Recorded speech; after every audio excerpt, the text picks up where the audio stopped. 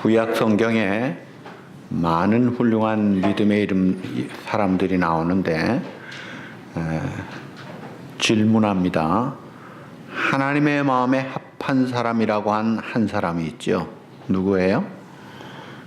사도행전에 그렇게 표현했지만 하나님 보시기에 너는 딱 내 마음에 든다. 다윗이 그랬어요. 성경에 제일 많이 나오는 인물이에요.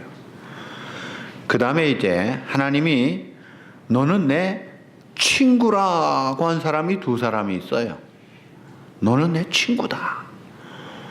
그 사람이 이제 성경에 다윗 다음으로 2등, 3등으로 많이 나오는 사람이 누구세요? 아브라함, 모세입니다. 야고보서에 보면 하나님의 벗이라 칭함을 받았느니라. 역대야, 이사야 다 나오는 이야기예요. 아브라함을 벗이라, 친구라. 또 모세를 출애굽기 33장 11절에 보면 자기의 친구와 이야기함 같이 그렇게 모세를 만나서 대화하셨다. 친구가 됐다. 이야, 친구를 보면 그 사람을 안다고 했는데, 이야, 아브라함과 모세는 하나님이 친구였다는 거예요. 대단하신 분들이에요. 그런데 요한복음 15장 15절에 보시면 예수님이 뭐라고 하셨느냐면요. 따라합시다. 너희를 친구라 하였노니. 아멘. 예수님이 우리를 보시고 내가 너희를 친구라 하였노니 내가 내 아버지께 들은 것을 다 너희에게 알게 하였음이라. 그러셨고 우리를 친구로 하시면서 또 13절에 보시면 사람이 친구를 위하여 자기의 목숨을 버리면 이보다 더 큰 사랑이 없다고 하시면서 친구라고 하는 우리들을 위해서 자기를 생명 바쳐 목숨을 주신 거예요. 그러니까 여러분들이 와, 아브라함 대단하네 라고 할 게 아니라 내가 예수님의 친구라고 하시는 거예요. 우리가 하나님을 보고 친구라고는 할 수가 없죠. 그러나 주님이 우리를 보시고 너는 내 친구다. 얼마나 우리를 존귀하게 보는지 모릅니다. 아주 극상품으로 보시면서 그래서 그러신지 내가 온전함 같이 너희도 온전해라. 내가 거룩하니 너희도 거룩하라. 날 닮아야 된다. 라고 말씀하시는 주님. 그러니까 오늘 우리를 향한 하나님의 그 베푸신 은혜가 혜택이 얼마나 크고 놀랍고 그래서 우리가 세상 팔자 정도가 아니에요. 완전히 운명이 달라지는 극상품으로 된 그리고 또 하나님의 기대를 받는 존재가 됐다 이거예요. 그런데 과연 내가 하나님의 친구답게 극상품답게 살아가느냐 이게 문제예요. 어느 교회에 은혜를 많이 받았다고 하는 한 사람이 뜨겁게 기도를 하면서 은사까지 받았습니다. 아주 열심히 있습니다. 그래서 목사님을 돕고 교회 일에 큰 역할을 감당했는데 그 마음에 미혹의 영이 사로잡고 교만해졌어요. 그 교만해지면 어떻게 돼요? 남을 판단하기 시작합니다. 아이고, 목사님이 문제가 많네. 틀렸다. 무능하다. 이 교회 가는 길이 뭐가 어떻다. 떠들기 시작하는데 그 사람이 평소에 뜨겁게 기도하고 나름대로 신윤사도 있던 그 체험을 아는 사람들은 그를 따르는 거예요. 그래서 같이 떠들기 시작합니다. 교회가 너무 잘못되는 거예요. 그래서 목사님이 그 대표적인 사람을 불렀어요. 사실 신학교까지 가서 일꾼까지 세운 사람이거든요. 그러면 안 돼. 주의를 줬는데 교만한 사람이 주의를 받으면 교만한 사람이 아니죠. 그대로 떠듭니다. 그래서 아예 처리를 하고 내보냈더니 추종자들이 20-30명 같이 따라 나와서 교회와 목사님이 욕을 하고 따라 나갑니다.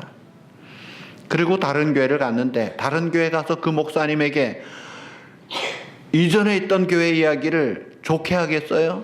그러니까 그 옮겨간 그 교회 목사님은 참 저 교회가 문제가 많고 목사님이 문제가 많구나 라고만 생각하고 와서 처음에는 본색을 드러내지 않고 겸손하고 온유한 믿음의 사람으로 보여지고 그 추종자들이 열심히 특심이니까 야 이제 우리 교회는 크게 부흥하겠구나 기대를 했는데 그 기간이 잠깐입니다. 교만한 게 어디 가겠어요. 역시 또 비난하기 시작합니다. 이 교회는 이런 문제가 있고 목사님은 뭐가 어떻고 누가 어떻고 하나님의 뜻에 맞지 않고 하면서 분열을 조장하고 아유 교인들 간에 편을 갈라버립니다. 결국은 교회에서 쫓겨났어요. 그런데 쫓겨난 그 교역자를 우추종 세력들이 또 따라다니고 있다. 이 교회를 난장판으로 만드는 이런 그룹들이 있더라는 거예요.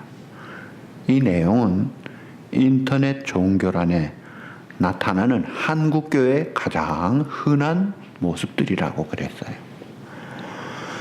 하나님은 우리를 생명 바쳐 독생자까지 주셔서 가장 중요한 영원한 생명과 미래의 보장을 주시고 엄청난 희생과 사랑을 주셨는데 하나님의 친구라고 하는 성도된 우리들은 하는 모양이 이게 이래가지고 되겠나 할 정도가 있다면 가슴 아픈 일이죠.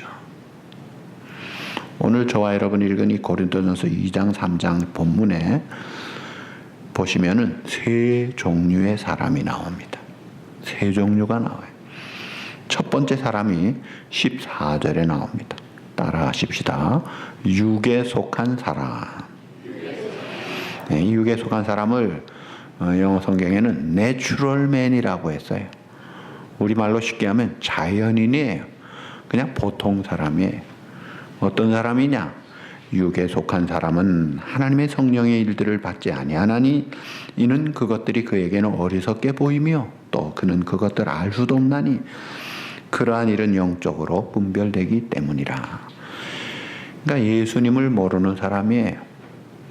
그러니까 그 마음 중심, 그 왕좌, 요즘 왕이 없어서 왕자라는 말보다 헤드쿼터라는 말을 쓸 수 있어요.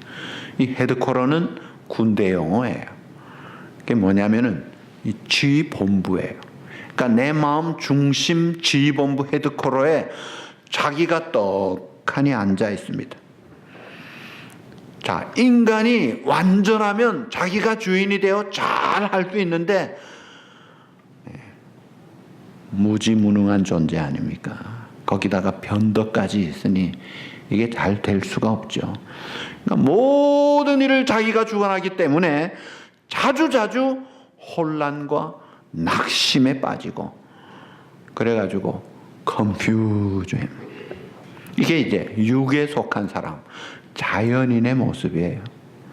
그런가 하면 두 번째 사람이 15절에 나타납니다. 한번 따라합시다. 신령한 자. 영어 성경에는 spiritual man. 쉽게 말하면 성령의 사람.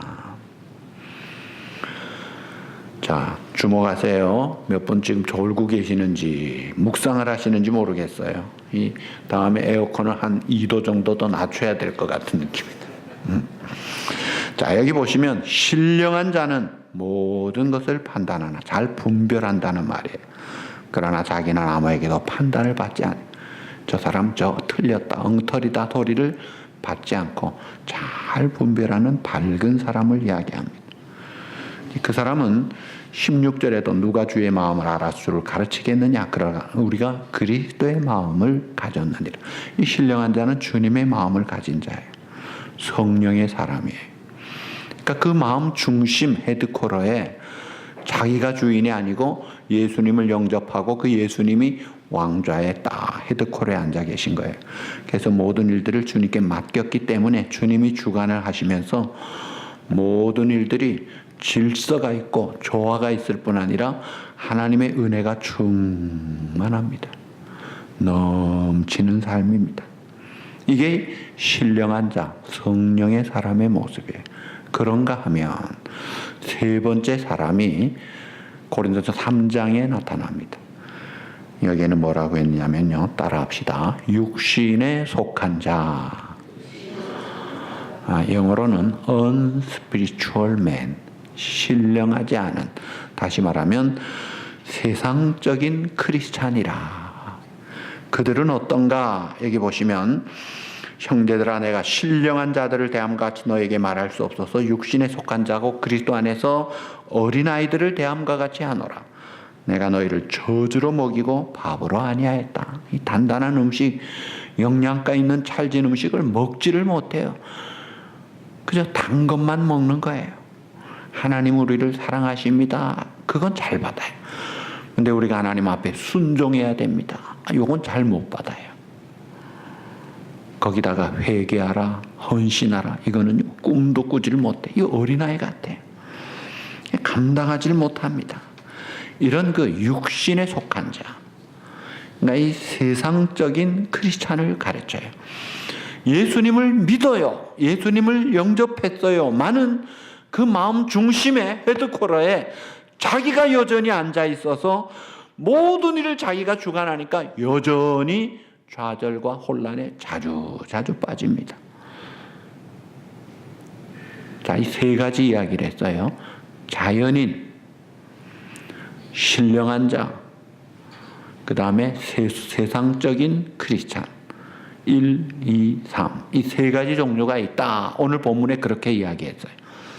질문, 여러분은 나는 1, 2, 3번 중에 몇 번이냐? 1번 난 크리스찬이냐? 2번 성령의 사람이냐? 3번 언스피리추얼 맨이냐? 누구해? 다시 질문합니다. 어떤 사람이 돼야 됩니까? 당연히 성령의 사람, 분별할 줄 알고 그리스도의 마음을 가지고 주님을 증거하는 그런 하나님의 친구다운 그런 사람이 돼야 된다 이거예요. 자, 그런데 그런 신령한 자, 성령에 충만한 주님을 닮은 그런 자가 될 것을 주님이 이미 약속하셨어요. 그 약속하셨다니까요. 자, 예수님이 요한복음 10장 10절에 보시면 내가 온 것은 양으로, 우리가 양이에요. 양으로 생명을 얻게 하고, 따라합시다. 더 풍성히 얻게 하려는 것이라. 자, 양으로 생명을 얻어 구원만 받고 천국만 가는 게 아니라 더 풍성히 얻게 하려는 것이라. 내가 온 것은 그것 때문에 왔다는 거예요.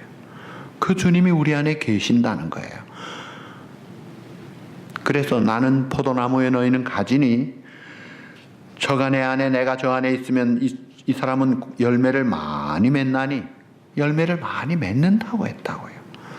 그러니까 약속하시고 보장하신 거예요.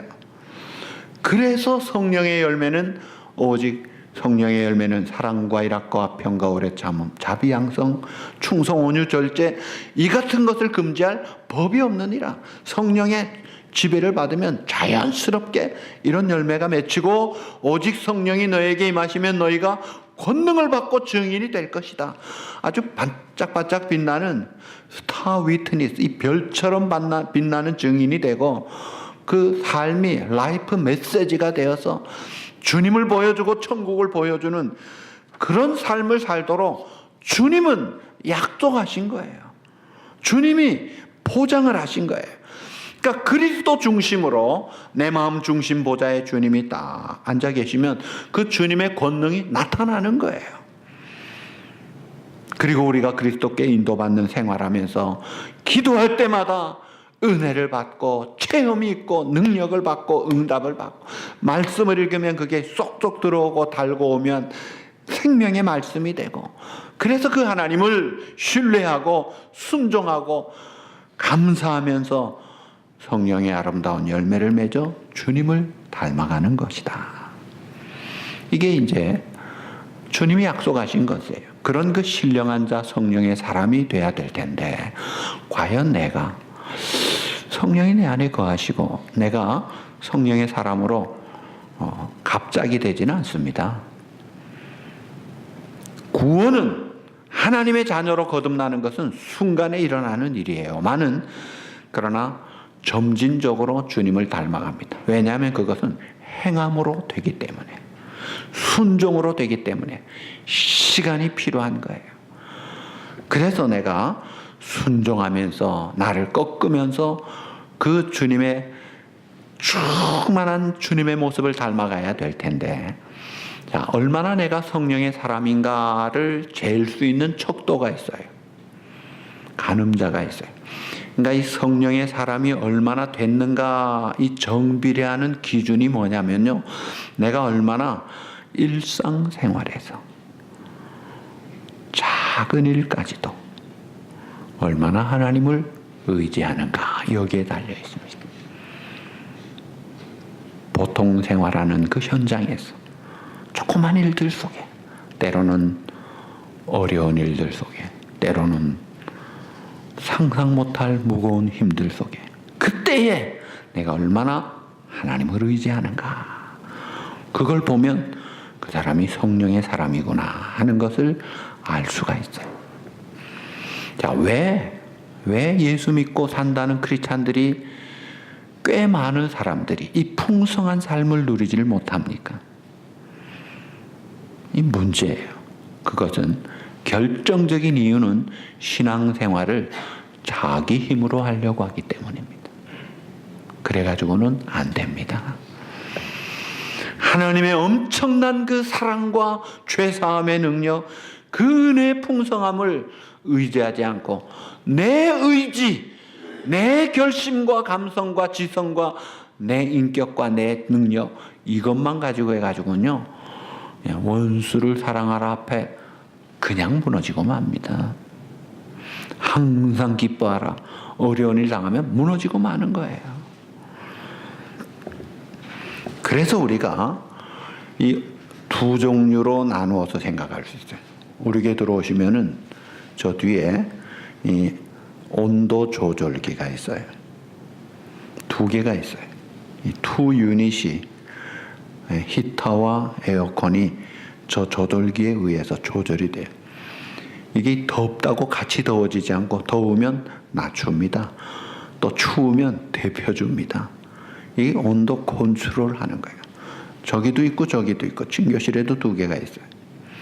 그러니까 이렇게 온도를 잡아주는 온도 조절기가 있는가 하면, 수은주만 달린 온도기는요, 더우면 쭉 올라갑니다. 추우면 쭉 내려옵니다. 온도 따라 왔다 갔다. 성도 중에 이 두 종류가 있어요. 온도를 조절할 줄 아는 사람이 있는가 하면, 온도 따라 오르락 내리락 하는 사람이 있어요. 형편 좋으면 헤헤 감사 찬송하고, 안 좋으면 푹 죽어가지고 낙심. 그런가 하면 온도 조절 신자는요, 언제나 덕이 있고 은혜가 있고 성수감이 있어요. 우리 주님은 우리가 이 온도기가 되지 말고 온도 조절기 같은 역할을 알아야 돼요. 그러니까 전천후 신앙생활을 할 줄 알아야 돼요. 세상적인 크리스찬들은 전적으로 그리스도를 신뢰하지 않기 때문에 어떤 특성이 있느냐면, 영적인 능력과 축복을 체험도 못하지만 알지도 못합니다. 무지합니다. 보면은 크리스찬 같지만 불신앙, 불순종의 모습이 많이 나타납니다. 그래서 하나님에 대한 사랑도 잃어버리고 이웃에 대한 사랑도 별로 없습니다. 기도 생활 별 재미가 없어요. 말씀에 대해서 별 의미가 없어요. 그러나 크리스찬이니까 율법적 태도는 분명해요. 알지. 주일은 교회 가야지. 알아요. 그 생각이 세속적이기 때문에 오염되어 있어요. 좋게 말해서 오염됐죠. 성경에서는 더럽다고 그랬어요. 시기가 있고 죄를 짓기 때문에 죄책감이 많고 근심, 걱정, 낙심이 있고, 그러면서도 교만하니까 비판을 잘합니다. 그리고 인생에 고울이 없으니까 무목적에 방황하는 인생을 살아요. 참 어려운 삶을 사는 거예요. 그리고요, 또 하나 성경에 보시면, 요한일서 3장 4절에 보시면, 넌 종교가 뭐냐? 크리스찬이지요. 나 교회 다니는데, 내 집사인데. 몇 년 다녔는데, 나 목사인데, 신학교도 나왔는데, 크리스찬이라고 말하지만 성경은 말합니다. 계속해서 죄를 짓는 사람은 전혀 크리스찬이 아니다는 거예요. 요한일서 3장 4절, 그를 아노라, 주님을 아노라, 주의 계명을 아노라 하면서도 그의 계명을 지키지 아니하는 자는 거짓말하는 자요, 진리가 그 속에 있지 아니하다. 그 사람은 거짓말하는 자요, 쏟고 사는 자요, 진리가 없는 자라. 그러니까 이게 참 세속적인 크리스찬은 그 삶이 별로예요. 안 좋아요. 그런데 사랑하는 우리 주님께서는 풍성한 삶, 열매 맺는 삶을 우리에게 약속하셨는데, 이 풍성한 열매 맺는 삶은 성령 충만의 결과입니다. 이 성령 충만이란 삶은 뭐냐면 성령님이 우리 안에 거하세요. 요한복음 14장 16절 17절에 보시면 예수 믿는 신약 우리 모든 성도들에게는 성령님이 들어와 계시는데, 우리 안에 우리와 함께 따라합시다. 영원히 함께함이라. 떠나지 않으세요. 영원히 함께함이라. 떠나지 않으세요. 구약에는 왔다 갔다 하셨어요, 성령님이. 그런데 신약 오순절 이후의 성령님은 우리 안에 거하시면 떠나지 않습니다.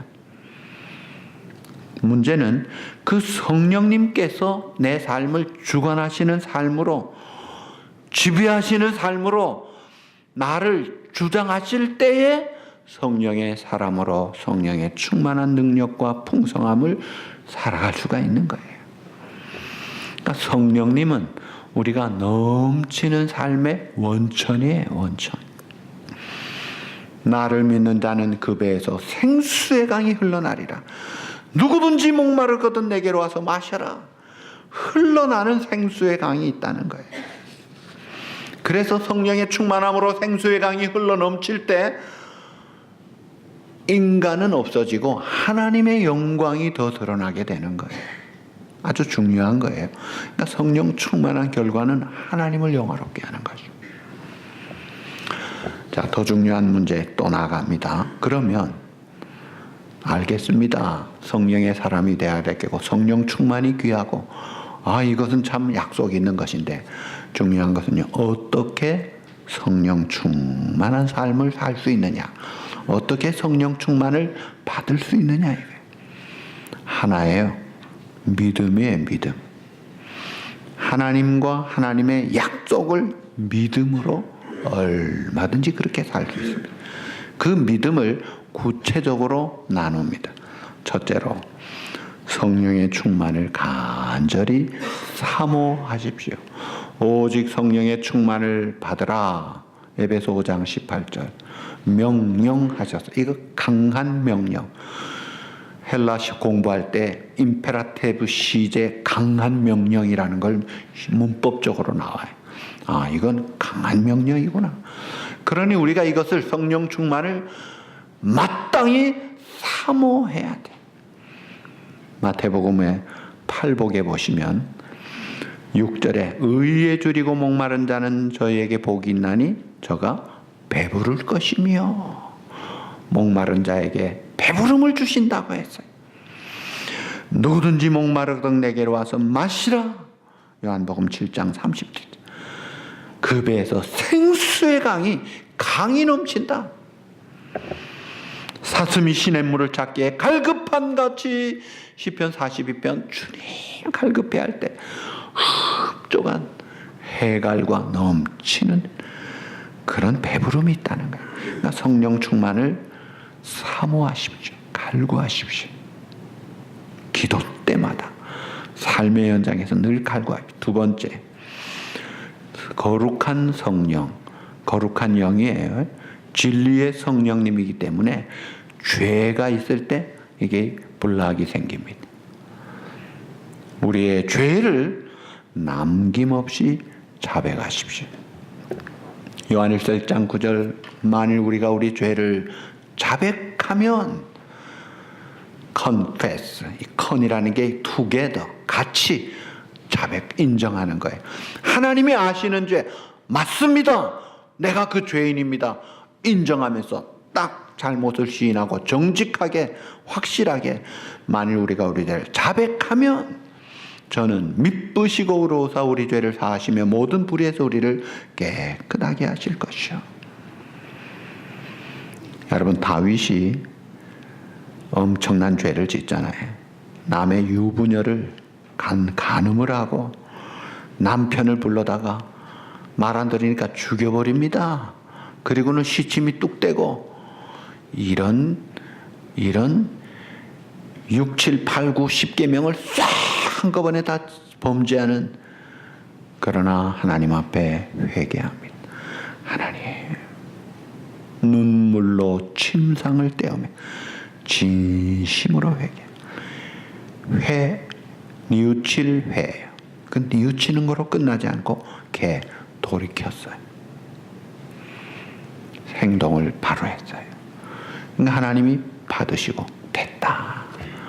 그리고는 용서만 해주신 게 아니라 위로를 해주시고 은혜와 복을 더 주시더라 이거예요. 이야, 하나님 대단하신 분이네. 우리의 죄를 하나님 앞에 자백하십시오. 여러분, 세상 법정은요, 죄가 드러나는 만큼 벌이 무겁고 벌금이 더 따집니다. 근데 하나님의 법정은 자비의 법정이에요. 우리의 죄가 드러난 만큼 탕감받고 용서받고 더 위로를 받습니다. 이게 특별한 하나님의 축복의 자리예요. 내 모든 죄를 이미 십자가에서 그리스도의 보혈로 씻으셨는데 이제는 내가 행동하는 이 자범죄, 액티브한 내 이 죄를 하나님 앞에서 들고 나가는 거예요. 하나님, 내가 또 잘못했습니다. 하나님, 용서해 주십시오. 진심으로 회개하고 행동을 확실하게 돌이킬 때 오케이. 자, 그리고 성령 충만을 하나님이 약속하셨다면 우리는 그 약속을 믿고 믿음으로 기도하는 거예요. 예를 들면 사랑하는 주님, 주님이 정말 내 인생, 내 삶의 주인이 되셔서 나를 주장해 주시기를 원합니다.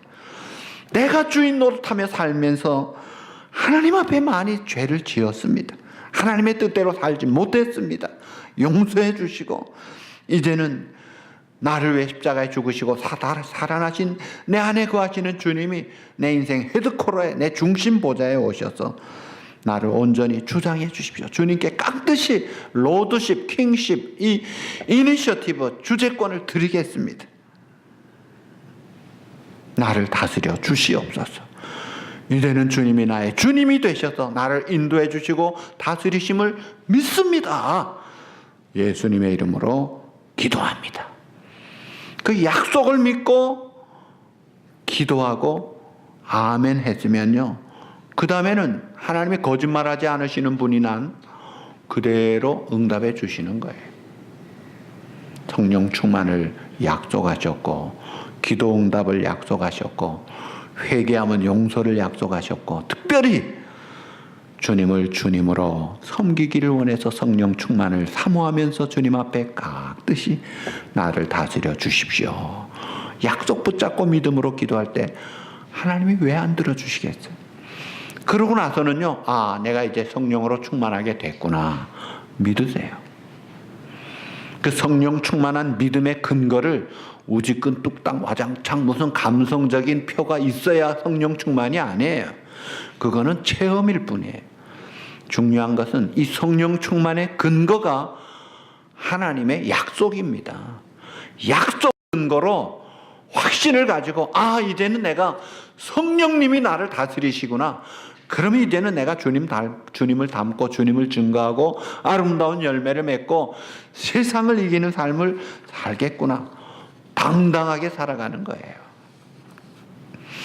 우리가 성령으로 지배를 받고 끊임없이 성령님, 그 주님을 순종하며 신뢰하고 다스리심을 받을 때 이제 우리의 삶을 통해 성령의 열매가 맺혀집니다. 그리고 그리스도의 형상을 닮아가는 거예요. 기도 생활에 놀라운 은혜가 넘치고 엄청난 기도 응답들이 일어납니다. 하나님의 말씀이 달고오묘한 생명의 능력의 말씀이 됩니다. 주님을 증거할 때 기쁨이 있고 능력이 체험되고 영적 싸움에 있어서 세상을 이기며 사단을 대적하며 죄를 벗어버리고 승리하는 삶을 살고 죄를 이기고 유혹을 이기고 시험을 이기면서 큰 일도 감당하는 그런 삶으로 나아가는 거예요. 이게 성령 충만한 삶의 풍성한 모습이에요. 자, 이렇게 우리가 성령의 충만한 삶을 살려면 숨 쉬듯이 주님을 의지해야 돼요. 여러분, 호흡을 하잖아요. 우리가 호흡이 두 가지예요. 숨을 내쉬는 게 있고 마시는 게 있어요. 이 영혼의 호흡이라는 게 있어요. 들숨 날숨이 있어요.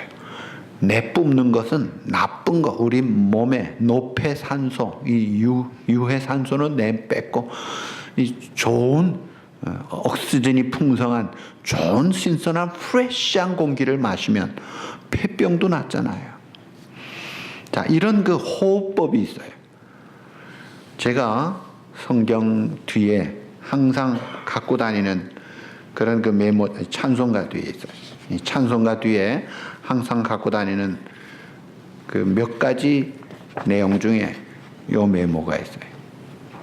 이게 영혼의 호흡, 들숨 날숨 그겁니다. 저도 사실 이거를 신학교에서 배운 것도 아니고 우리 교회 오셨던 그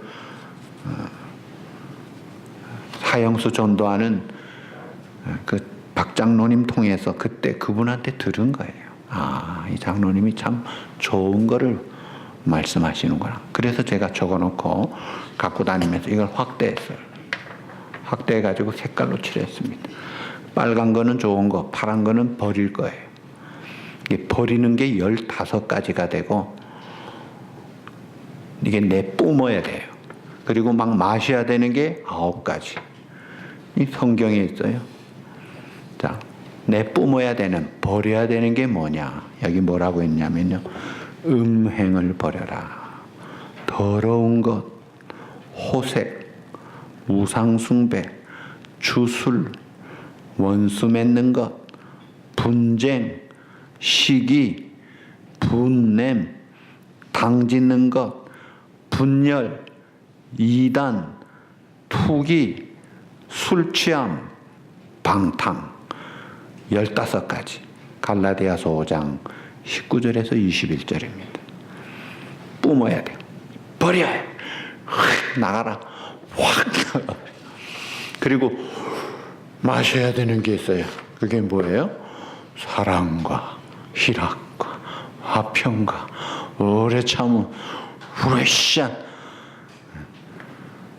자비와 양성과 충성과 온유와 절제. 이거는 확 마시는 거예요. 그래서 후레시한 걸 마시고 아주 노폐물들은 쫙쫙 뽑아내고 이 영혼의 호흡이 잘 되어서 내가 한 부분 한 부분 건강하게 성숙하게 주님을 닮아가면서 어느덧 내 생각이 주님의 생각을 닮아가고 있고 어느덧 내 말이 주님의 입술이 되어가고 있고 어느덧 내 행동이 주님을 보여줘야 되는 거예요.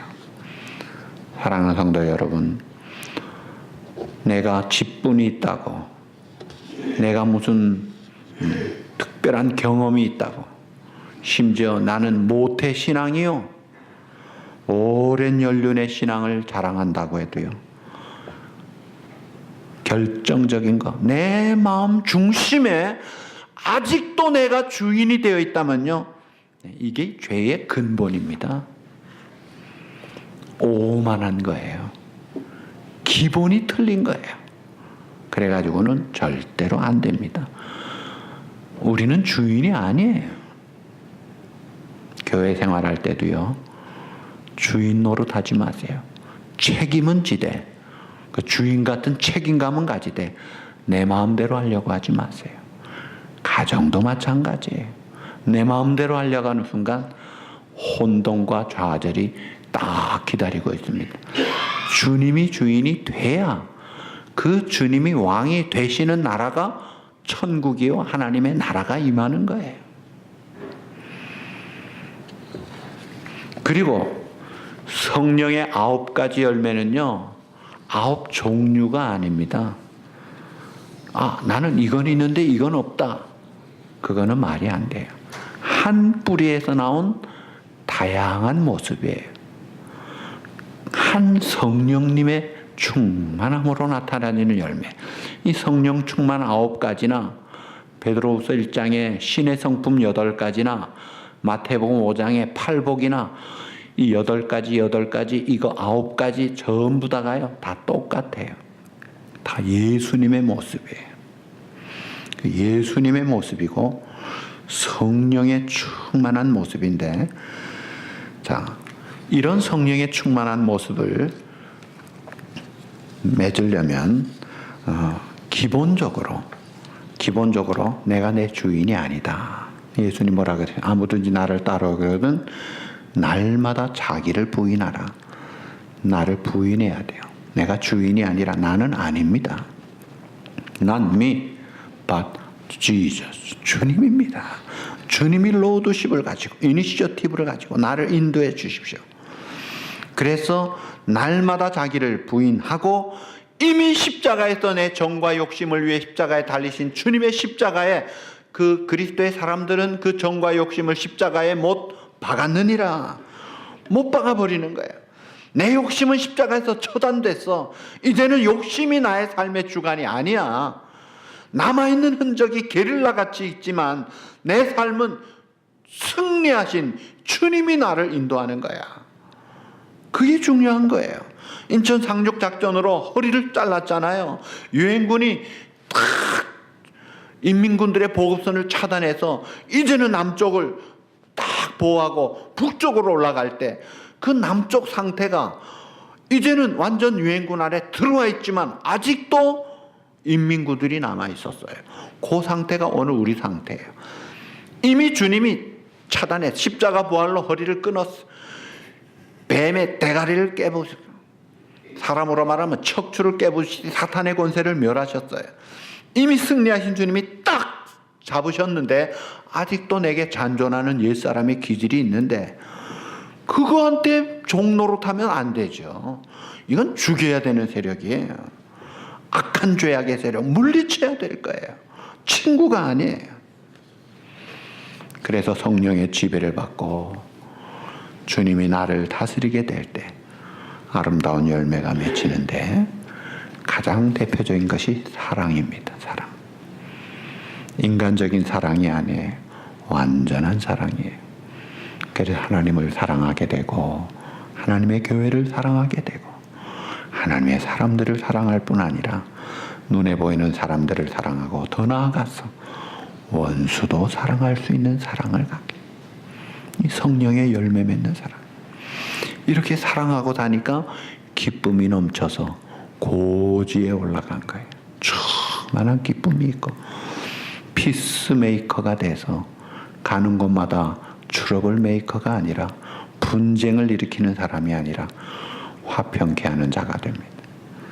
이런 일을 하려면 열매 맺으려면 오래 참아야 돼요. 예. 아브라함은 25년 참고 이삭을 받았고 노아는 120년을 참고 홍수 때 살아남습니다. 참는 거예요. 이게 좋은 땅의 특징이잖아요. 그리고 자비, 컴패션 마인드를 가지고 그 주님의 긍휼하신 눈, 그 손길, 그리고 이 선으로 악을 이겨라. 악으로 악을 대하지 말라 이거예요. 충성되게 끝까지 충성하고 온유한 마음으로 성숙함으로 남을 유익하게 하고 포용력 있게 하고 다 받아주는 바다 같은 마음. 주님의 마음이 겸손한 자는 온유합니다. 그리고 절제가 있을 때 모든 축복과 가능성과 열매들을 킵할 수가 있어요. 절제가 없으면 그만 다 떨어뜨립니다. 이걸 컨트롤하는 거예요.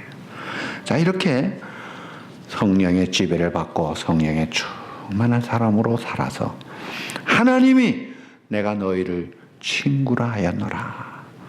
하나님의 친구답게 풍성한 삶을 살고 요즘 7, 8월 달 만물이 생동하는 계절에 여러분들의 삶이 풍성한 결실을 맺어 하나님께 영광을 돌리는 귀하고 복된 사랑하는 여러분 되시기를 우리 주님의 이름으로 축복합니다.